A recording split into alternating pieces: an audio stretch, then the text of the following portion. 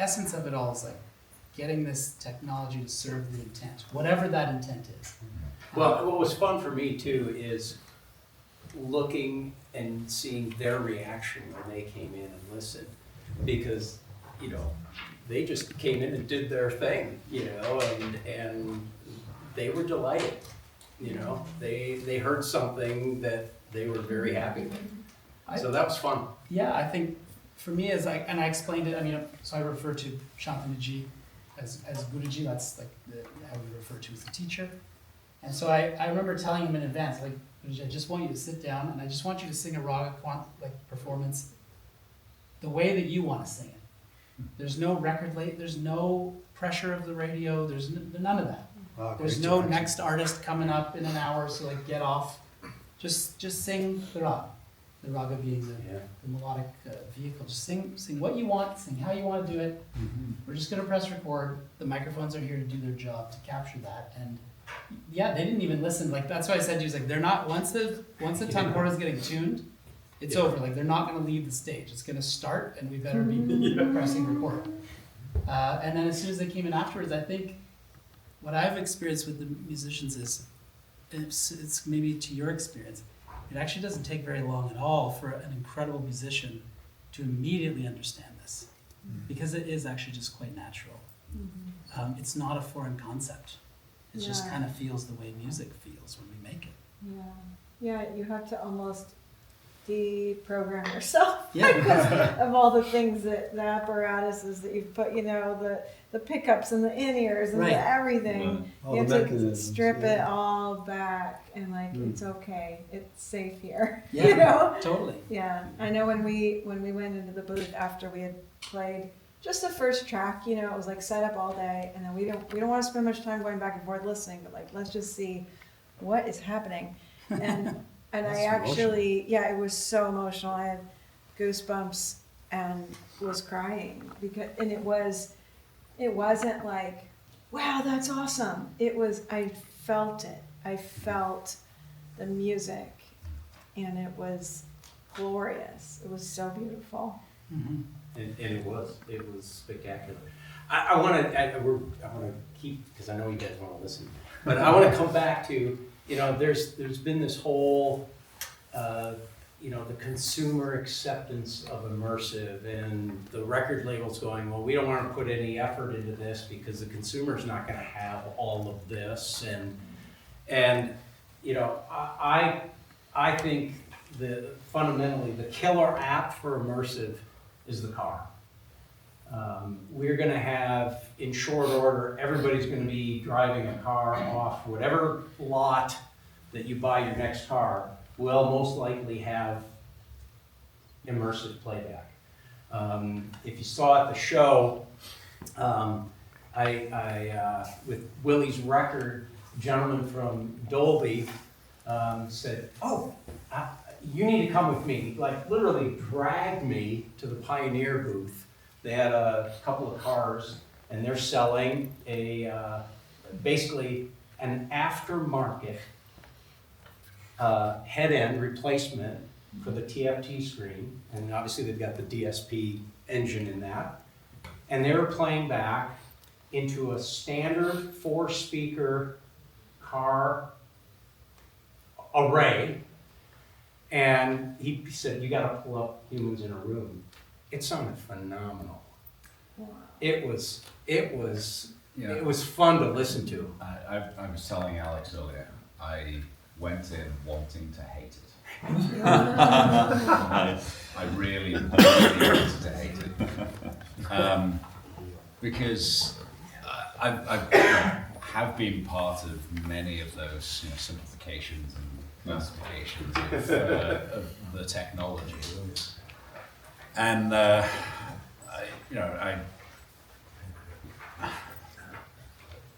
I've heard really good representations of it. And you know, I sat in this vehicle, and you know, in true "I'm going to be a grump about this" fashion, I was like, yeah, fine, whatever, okay. And I couldn't hate it. Yeah. I really, really tried, and it was so good. Yeah. I actually went on Amazon this morning to see if I could add it to my cart already. Because my car, I have a system in. Very fortunate with that. My wife's car does not. Right. And every time I drive it, I get very, very upset. But I truly, It was, well, unfortunately, he told me, he said, what kind of car? I said, why can't I get this? And he goes, what kind of car you got? I said, well, I just bought a brand new CRV, you know. It'll work in the older car. Oh, no. Yeah. So, anyway, so I want to go back to Ron, because you were on a panel not too long ago. Yeah, just last week, I think. That's been kind of crazy. And you know, you had some very specific thoughts that I wanted to get you to About share. cars? About cars and mixing Atmos and cars, and why, in what order should you do it, and why that's an important thing to do. Well, I mean, Dolby flew me out to Detroit a couple of years ago, and we did a presentation for the automakers, and there was one of the guys in there was the guy who was developing a new Cadillac SUV, it was called the Optic, and he kind of, I told him this story about how back in the day, what you would do when you had your stereo mix done in the studio is you would put it on, you record it on a cassette, and you go straight into your car and you'd listen to it to see if it was good. And so there's this story about Tom Petty, they were doing, I think, Damn the Torpedoes. And they had rented a car, it was like Hertz rent a car. And so every day they'd drive, Tom and his guy would drive him to Sound City in that car. They'd go do the mix, just run their mixing, and they'd go out to the car and listen to it. And just because that was really important. I mean, that's the real world, you know. So they finish the mix, but then they have to go back and remix the song. So it's like a week later. So they go back in, they spend the day mixing the song, and Tom goes, "Okay, let's go here in the car." And Bugs, Tom's guy, goes, "Well, we don't have the car. I turned it back in a week ago." He goes, "Get the car back." And Bugs says, "Well, okay, I can get one like that." And I said, "No, get that car back." And he did. But I told him this story that the guy, and it turns out they were developing this thing for this Cadillac at the time, and the one thing that they did when they made it is they put a USB port in the dashboard. So people like us could take an MP4 of our immersive mix and go into that car and play it back. So fast forward to last week. We did an event with the guy Tom and John Coburn from GM, and a lot of Dolby people, and we did an event at Larrabee where we kind of played some things and had a panel and stuff. And then we had to go, there was a little bit of a break, and then we were going to go to Manny Markman's fancy-ass restaurant. I don't know if you guys know about this, but Manny has a restaurant just up the street on Lancashire. But we had some time off, so then these guys were staying in Sunset Strip. So we get in the car, now John lets me drive it, and said, "Well, what do you want to hear?" And someone said, "Let's hear Wildflowers." So we found Wildflowers.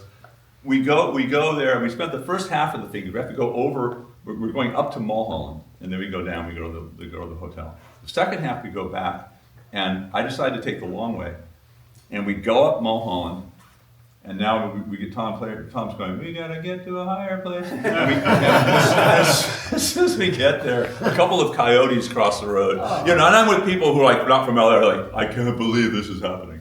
So we're driving along, and we're just really grooving. And the point is that you can really have kind of a shared experience when it's a really good system. So like, there's 5 of us in this car, and we're just we're not high, but it's as if we're high. We're rocking out, and now we're rocking out, and Nav's telling me to go down Laurel Canyon. It's like, no, I'm just not getting off now. We're grooving. and I was like, at some point, I took them all the way down Mulholland around where it curves over behind the Hollywood Bowl down to Coengal. And right, LA shows up, and Tom Petty goes, we're down to Los Angeles with dirty hands, and, So it's like, so the point, larger point, it was a really fun kind of communal moment, and I said, you people should have a new slogan for your car, and it should be "Take the long way home," because because that's what. So you can get that if you can get that kind of really cool, good old, getting high with your friends and listening to Led Zeppelin kind of vibe, in a car, with being, and being sober, but still. It was a really cool experience. So I really do think that when done properly, automobile is just an amazing place to do that. I mean, your stuff would have sounded just awesome. Thank you, man. But the thing I wanted to say was like what you were describing sounded like we were all in the movie together. Yeah, that's right. And you're having that shared experience. It's so profound. Yeah. In the terms of the audio and the scenery and this whole thing, it's so cool. Yeah. So in the car, did you feel like if somebody's positioned, let's say in the rear on the left-hand side, are they too far away to hear the other? All these cars do it differently. Some of them have a little button you can go, okay, I'm gonna optimize it for the driver, or there's one that's kind of like front seat or back seat, and then there's one that's just kind of whatever. But some of them work better than others. For some reason, the Cadillac, we were in just kind of regular mode. But the people in the back were hearing enough of the vocal and stuff. Yeah. It's so dependent on how well the thing is integrated. The one thing about the Cadillac is what the guy did, and you probably know this too, Carrie, that they built a Dolby listening room in the place where they're developing the car, and they had Dolby tune it.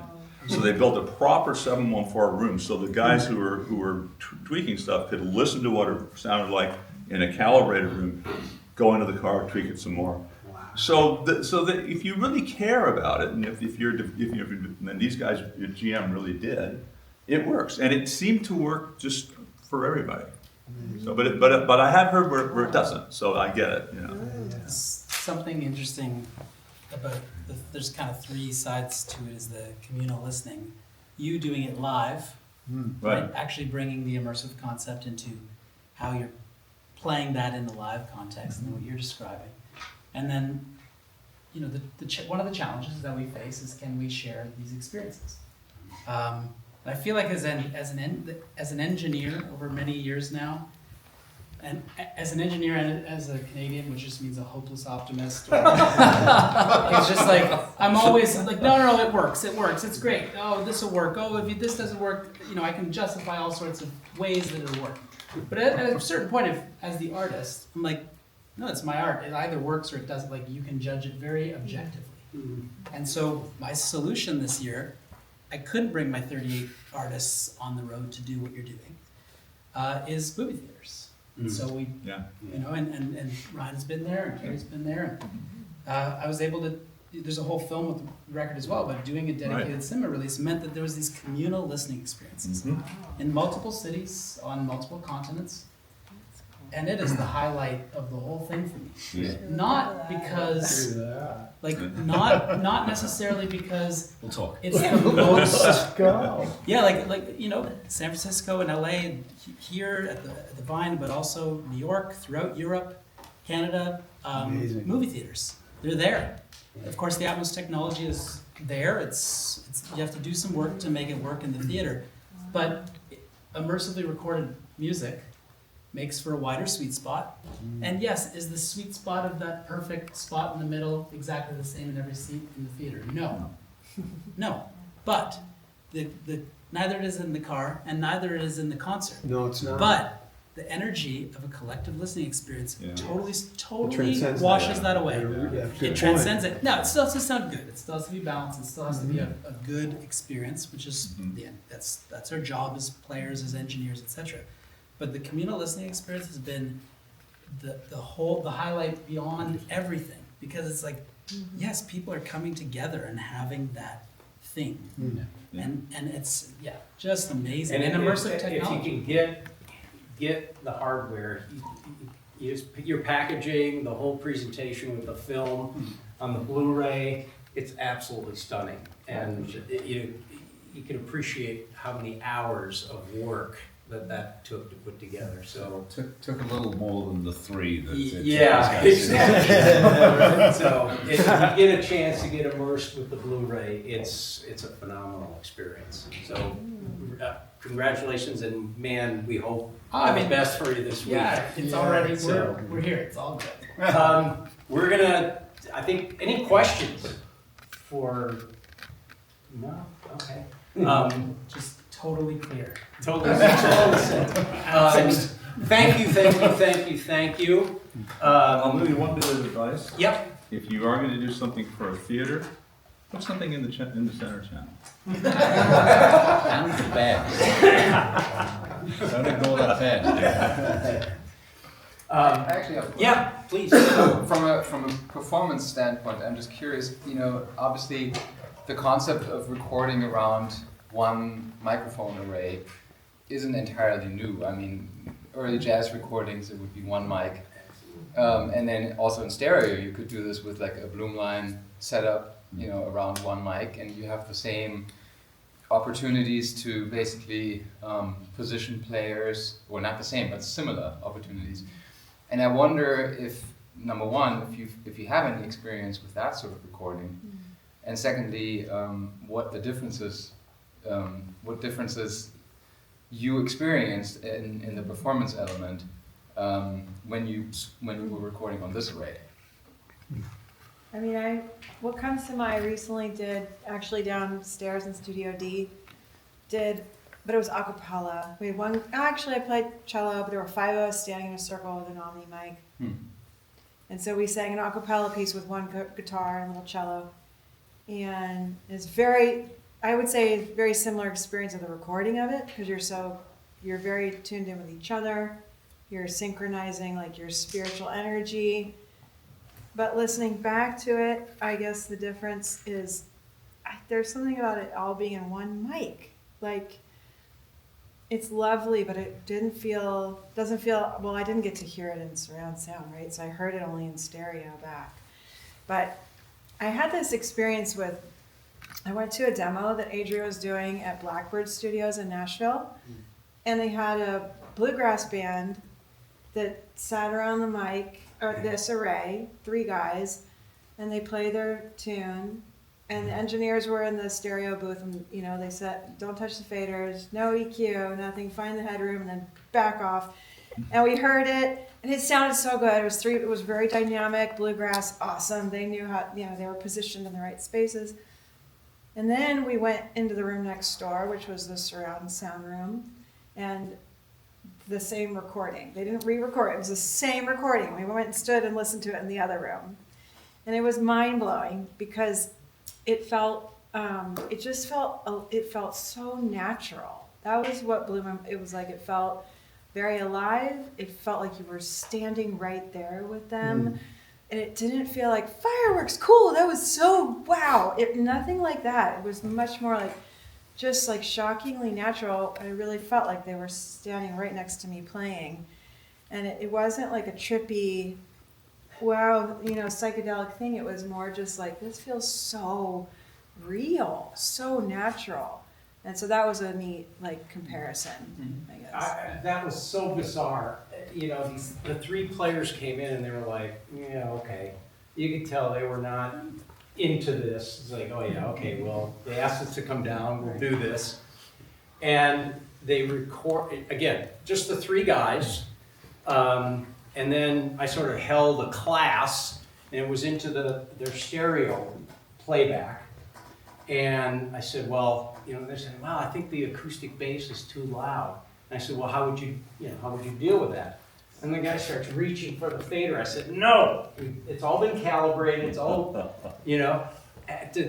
go tell him, go tell the bass player to move back, And it suddenly opened up their eyes to that. But what was amazing was, as Mai said, we walked across the hallway into the big Atmos room, and the students, how many people, maybe 25, 30, they're all crammed in listening, and played the track, and the students started applauding at the end. I'd never experienced anything like that. They just, that was their reaction, sort of, as a group of students, which was, it was fun for me. Yeah. It was literally, you know, they didn't do that for all the tracks they've ever done.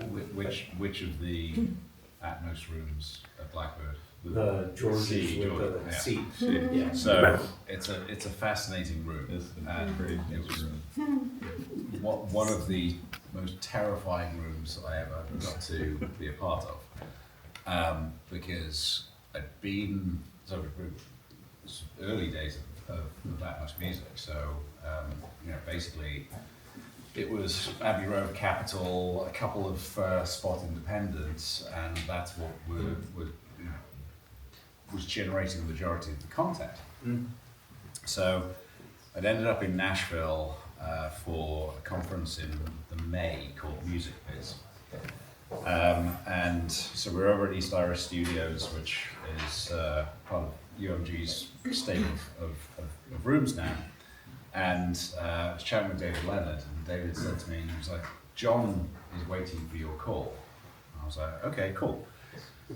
So can you introduce me?" He went, "Well, let's just walk over," right? So Todd Mackinnon, myself, and David Leonard walk up the hill to Blackbird Studio and knock on the door of you know, the glass door of C&D.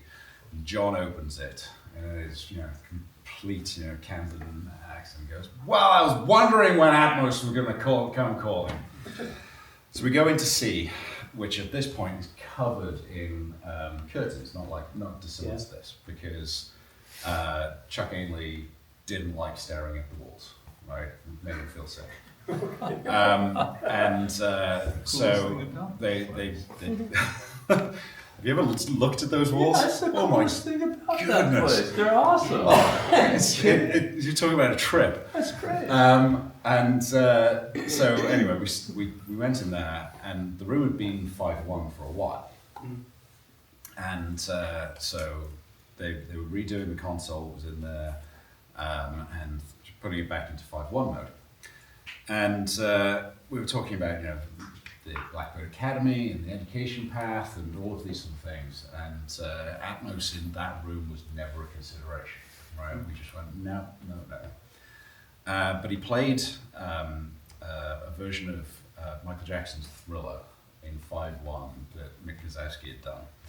And as we were playing it, I started walking around the room. And I got outside of the 5-1 speaker setup, and it went basically silent. I was like, that's weird. Step back in, and sure enough, noise again. I was like, oh crap. And so anyway, came back to LA. A couple of weeks later, I get this call from John. He's like, "Gonna do Atmos." I was like, "Oh, what are you gonna do Atmos?" Studio C. And I went, how on earth are we going to design a system to go into Studio C in this room? Because outside of the speaker system, there is no reflection. It's like setting up in a field, right? Oh, right. Complete, you know, free field Yeah. mode. So no reverbs, no reflections, and you walk in. What the hell? So it was absolutely terrifying to do that. But basically what we had to do there was set it up so that there was a single point, right? This is the sweet spot. There are not 3 sweet spots, right? It is there. And it's a little off center, and it's, you know, all of those sort of things. But the room really plays into it. And, you know, where you sit definitely gives you a different experience. But what you hear in there is the sound of the system. It is literally what's coming out of the speakers. You don't hear anything, any other coloration. And so it is really a kind of showcase space for what makes a sound field important. And it was one of the things that George wanted to do when, you know, creating that room, was to have a room that you could record in, mix in, and be in the same space, and actually, you know, do those sort of things. So very, you know, this should be fantastic. Yeah, it was, it translated well. There we go. So let's thank you all. Thank you so much.